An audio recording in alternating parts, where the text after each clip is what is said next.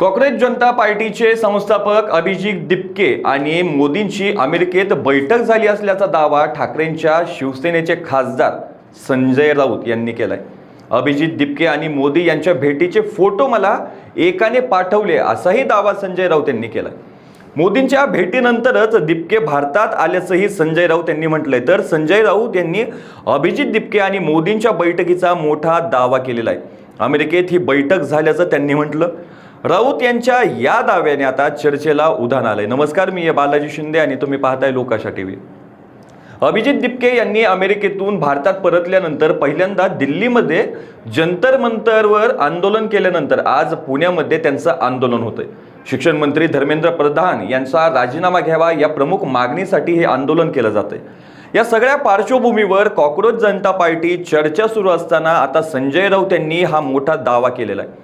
अमेरिकेमध्ये मोदी आणि दिपके यांच्या भेटीच्या दाव्याने अनेकांच्या भुवया उंचावल्यात। अभिजित दिपके आणि पंतप्रधान नरेंद्र मोदी यांची अमेरिकेत जी मीटिंग झाली त्याचे फोटो एकाने पाठवलेत। त्याच्यानंतर दिपके भारतात आले अशी माहिती काही लोकांनी सांगितली। मी हे आरोप करत नाही, माझी माहिती लोकांनी पोहोचवलेली आहे ते मी सांगतोय। आम्ही त्यांच्या भूमिकेला समर्थन दिलं, मात्र जेव्हा काही माहिती या सगळ्या संदर्भात समोर येते तेव्हा माध्यमांसमोर मांडणे आवश्यक आहे।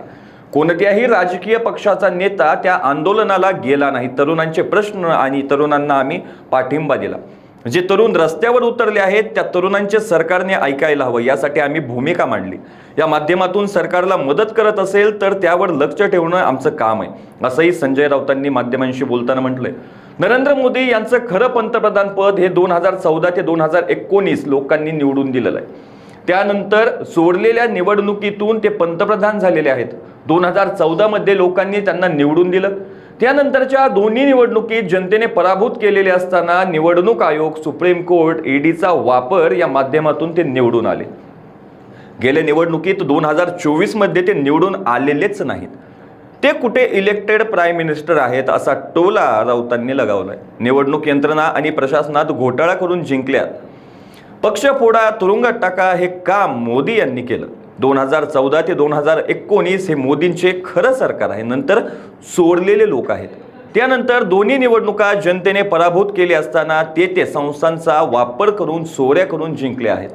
अशाच ताज्या अपडेटसाठी लोकाच्या टीव्हीला सबस्क्राईब करा आणि लाईक करायला विसरू नका।